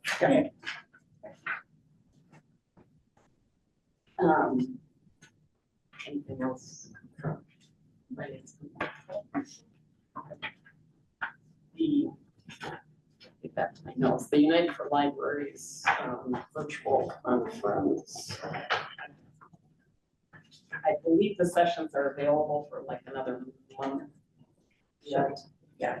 And I made notes, I attended the sessions on the date targeted to board members and trustees. And the session on succession planning, which was presented by Maura Dede, who was our consultant for Carrie's evaluation, and Stephanie Chase, who facilitated our retreat last year, were the two presenters for that presentation. And I made notes of a few things that I thought would be kind of useful for us to look at. One, they recommended having a written policy for board succession. We do not have a policy specifically about that. Recommend a governance committee or assign those duties to the executive committee. have succession planning be a topic on annual board retreat agenda. And in terms of succession, just I guess to elaborate a little bit more on that, I mean, the board is constantly in motion. I mean, we have 2 different election cycles, so we have people who have served varying lengths of time and kind of a constant influx of people leaving, people coming in. But really looking at, I mean, they really made the point of it's critically important to look at one of the skills of the people on your board, and are there people with specific kinds of skills that would be helpful to try and recruit or develop an interest in serving on the board. So all board members should have an investment in the board being a capable, high-functioning board that serves the district well, and having some active process going on to assure that that happens is an important thing for us to be doing. So again, suggestions that they offer that I think may be helpful: assigning a mentor to a new board member. I think there will always be some members on the board who have more experience than people that are brand new to the board. So having somebody that you could ask questions of in a kind of non-threatening environment, I think would be helpful, or somebody to just feel like they reach out a little bit more than kind of general stuff that we do. Again, they talked about developing a leadership profile for each board member, cultivating new leaders. The board has officers that perform specific functions for the board. So helping cultivate skills in all board members to be able to serve in those roles if they have an interest in doing that. The board obviously has a need for that. The next session, and again, these are suggestions that are out there. The succession one I thought was very pertinent. They did a good, efficient job. There was one on board roles in culture wars. There were 2 presenters. Again, and I think we've brought this up a number of times, that the board has a real inherent responsibility to raise public awareness of the positive aspect of libraries. I mean, we should be the biggest champions of the library district because we are serving on the board, and that is an expectation. And also the importance of speaking out against misinformation. There's a lot of misinformation out there, and we all probably are in situations where we would have the opportunity to speak out against misinformation about the library, and again, make sure that people are aware of all of the positive aspects of the library. Let's see here. There was one on valuing libraries. Wasn't in Marissa, that one might be one you were interested in, because they talked about a process for a library value calculator demonstrating the value of libraries using a lot of metrics. And then on the other hand also, and I think Carrie has also brought this up at some points, not everything can be counted, not everything that can be counted counts. Not everything that counts can be counted. So the value of impact stories and non-tangible benefits of libraries, a lot of people's eyes glaze over when presented with a report like this. But other people love it, so that. Right. And my note on that one is I think, because Marty's the other person on the advocacy committee, but I think particularly the advocacy committee, you know, looking at this one in the context of advocacy for the library, but for all of us, I think really thinking about ways that we're engaging information in our community. And there, I didn't make a lot of notes, but 4 primary values and ways to collect information on each four primary values of libraries. And the last one that I made notes on, the keynote speaker was Eric Kinsinger. He's an author. Kleinenberg. Kleinenberg, oh, I wrote it wrong. Okay. Lives in New York City, wrote a book called Palaces for the People, which is a super interesting book for looking at how public institutions like libraries contribute to creating a sense of community and safety in the community. And it's super interesting, great book. And in especially those kinds of things that serve communities that are not privileged, people that depend on public entities and buildings to give them some sense of community and a place to be and get help and information. He also recently wrote a book called 2020, and it was stories of 7 people during the year 2020 in New York City, and how the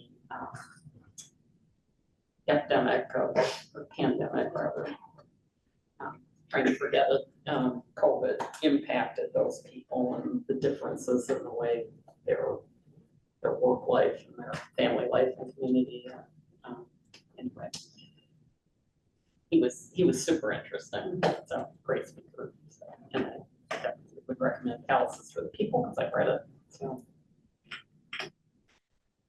those are available to people if they want. And there was also a day on fundraising and foundations and a day on friends related activities. So, and I did not attend either of those.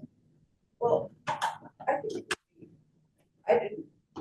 I'm not sure if I misunderstood what was coming with this and dropped the ball, but it seems to me it might be helpful for us to kind of look at the outline of topics that were covered and pick out some ones that we should, come prepared to actually have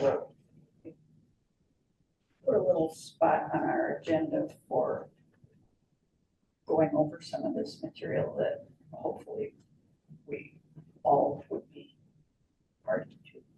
I didn't come prepared to talk about it this day, but I did Go go to to work on that during the agenda planning. Yeah, Yeah, and this was actually on last month's agenda. We kind of ran out of time, so that's why it got bumped ahead. but I think it would be, there was some really good information, and I think it would be helpful to be able to actually have a conversation about it. And so if we set a time so that we know which topics are coming up, we can, hopefully people will go back and review the sessions that they didn't go to. There were a couple that I want to go back. I did one day, but I'd like to go back some more.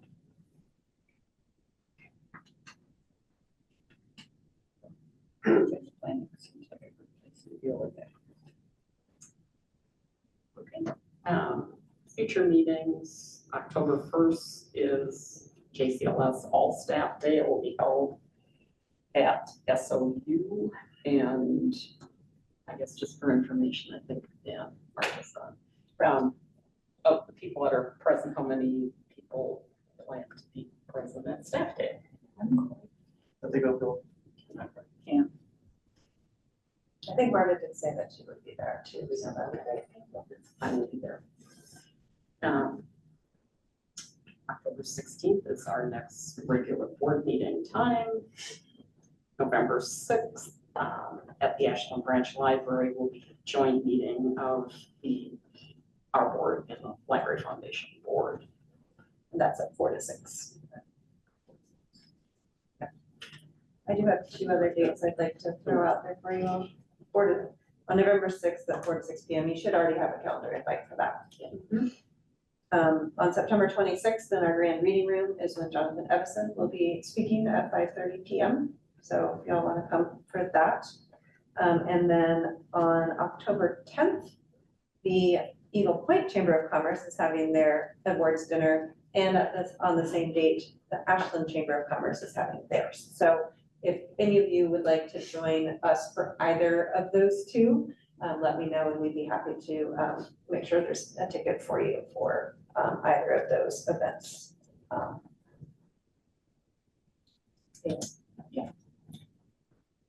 And I will be attending the Eagle Point along with a couple of staff. There's something going on with the library at Eagle Point, right?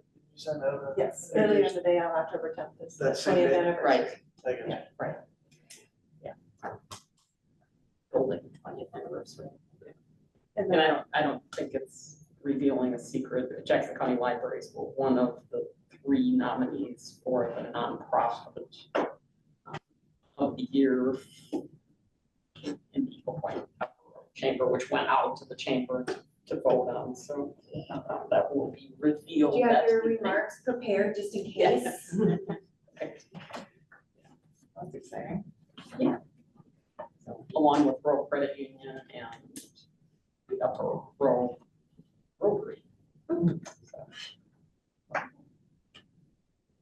then the other, since I'm mentioning all the other celebrations, on October 19th from noon to 4 is the Rouge Library celebration. They are celebrating 40 years of library services in Rouge. Not in that library branch, but in the community as a whole. So lots going on in October. And well, maybe we're meeting again before holidays coming up. Indigenous Peoples' Day Is the Monday before we meet on Wednesday, oh, the 16th. So it'll be a Monday, October 14th. and Veterans Day is November the 11th. 2nd. Just have to do some library room rescheduling around them. We're calling both of them. Okay. So I believe we have completed the agenda.